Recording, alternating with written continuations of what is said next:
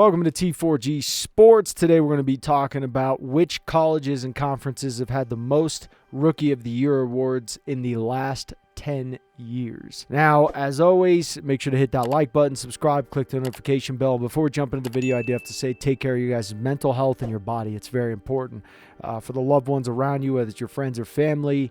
Make sure you guys are giving them mental nutrition. Okay, be there for them. Help guide them. It'll even help guide yourself. Remember, life is a team sport just like football. We don't just do it alone. If a school has even a single player win it once in 10 years, they deserve respect. That being said, if a team wins it more than once, then they can be considered a very strong program in our opinion. To put it in perspective, there are only 4 programs that have made it onto this list multiple times out of 13 total schools. So what impact does this accolade have on these college football programs? Firstly, it gives indication of the level of NFL talent at certain schools and conferences. If there's certain schools and conferences that are constantly winning it, it's probably because they have really good NFL talent.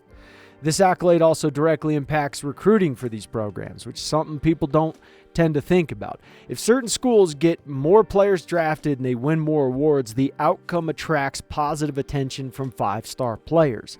5-star players care more about NFL contracts than they do about winning a national championship.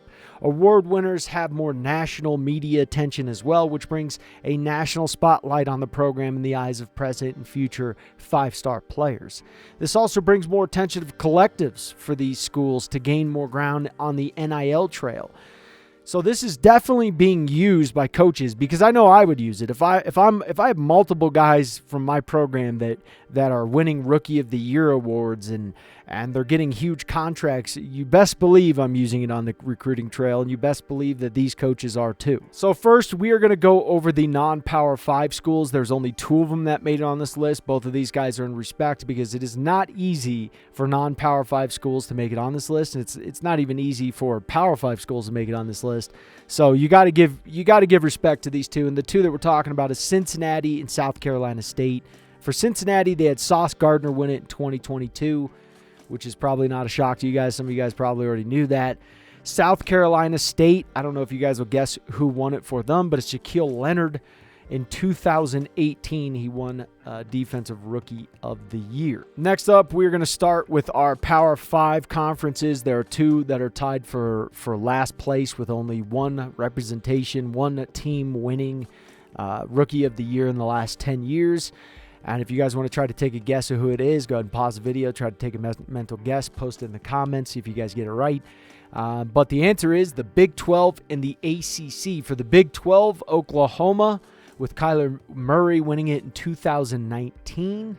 And for the ACC, if you're thinking Clemson, that is not correct. It's actually Pittsburgh.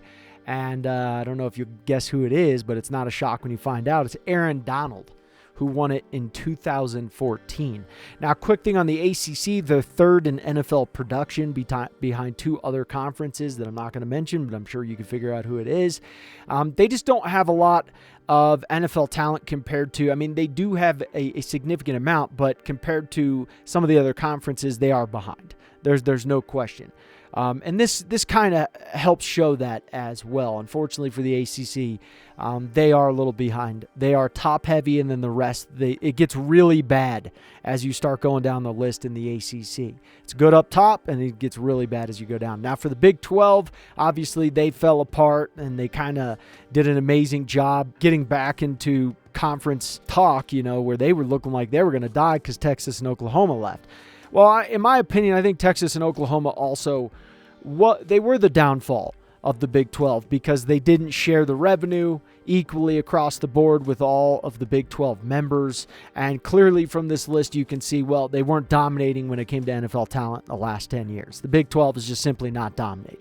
Okay, and they fell off. Texas and Oklahoma leave. They go to the SEC, and they end up taking equal revenue sharing there, which is kind of comical when you think about it. So the next team on this list, or the next conference on this list, is a conference that is dead. And that conference is the Pac-12. They had 2 winners in the last 10 years. They had Oregon with Justin Herbert win it in 2020. And they had Washington with Marcus Peters winning it in 2015. Now, both of those programs are headed to the Big Ten, which is going to make the Big Ten even stronger. And that's just where we're moving in the future. But shout out to the Pac-12 for making it on this list twice in 10 years and surpassing the ACC and the Big 12. You got to tip your hat to them. So in the number 1 spot, we have 2 teams that are tied, or 2 conferences, I should say, that are tied at the number 1 spot. It's the Big Ten and the SEC. Each one of them have won it 8 times in the last 10 years. So if you just put that in perspective, they have almost had a player win Rookie of the Year award every year for the last 10 years. That's insane. If you compare that to the ACC winning it once, Big 12 winning it once, Pac-12 winning it twice, the Big Ten and the SEC are purely dominant. And if you look over the NFL numbers of how many players get drafted and how much NFL talent comes out of these conferences, the Big Ten and the SEC were already at the top to begin with. And now that the conference realignment's hitting, you got Oklahoma, Texas going to the SEC, you got USC, Oregon, Washington, UCLA going to the Big Ten. It's over. It was already over before, but now it's a whole nother level. It's going to be almost impossible to compete with these conferences. I mean, it is really insane to think of how many Rookie of the Year awards came from these 2 conferences. Very, very crazy to think about. Now, for the SEC, they've had more teams win it than the Big Ten, or at least more teams participate in it. The Big Ten has less teams, but some of those teams have won it more than the SEC teams.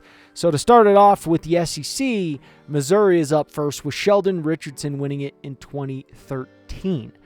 Mississippi State also had a player win it in 2016. You may know the name Dak Prescott. Georgia has only had 1 winner in the last 10 years, which is pretty crazy to think about because all the NFL talent that comes through their program. And that was Todd Gurley winning it in 2015. There's only 2 teams that have had have won it multiple times in the last 10 years for the SEC, and that's LSU and Alabama. LSU has won it twice with Jamar Chase in 2021 and OBJ in 2014, both wide receivers. And for Alabama, they've had 2 running backs win it, Alvin Kamara in 2017, Eddie Lacy in 2013, and they just had Will Anderson win it in 2023. So now for the Big Ten, there's only 2 teams that made it onto the list. That equals their 8 wins. Isn't that crazy? 2 teams have gotten 8 Rookie of the Year awards in the last 10 years. It's crazy. One of the teams you may get wrong because you may think it's Michigan. It's actually not Michigan. It's Penn State. I think Penn State is actually really similar to LSU. They have a tough time in their conference because the teams they have to get through to get to the playoff are Ohio State and Michigan, and for LSU, it's Alabama and Georgia, and that's very tough. But now that the playoffs are expanding, expect those 2 teams to really show their power. And I think they will show their power. For Penn State, they won it with Saquon Barkley in 2018 and Minka Parsons in 2021. Penn State is one of only 4 teams to win it multiple times in the last 4 years. And the really shocking one is the team that you guys are probably guessing who it is that's leading the charge for the Big Ten, and that is the Ohio State. They won it 6 times in the last 10 years. They have won as much as Alabama, Georgia, and LSU combined.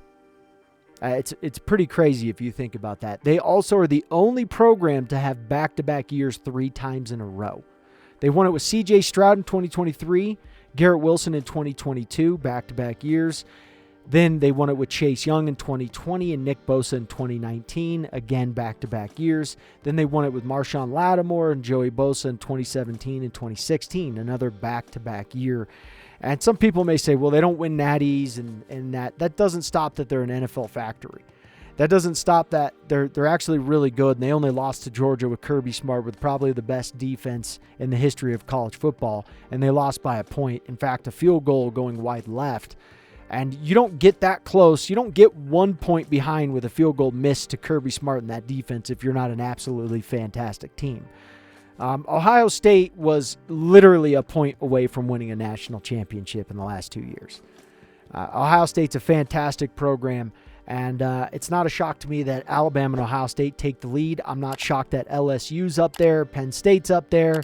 Some of these guys I'm not shocked by because LSU's a fantastic program. Alabama absolutely insane program under Nick Saban, the best program ever.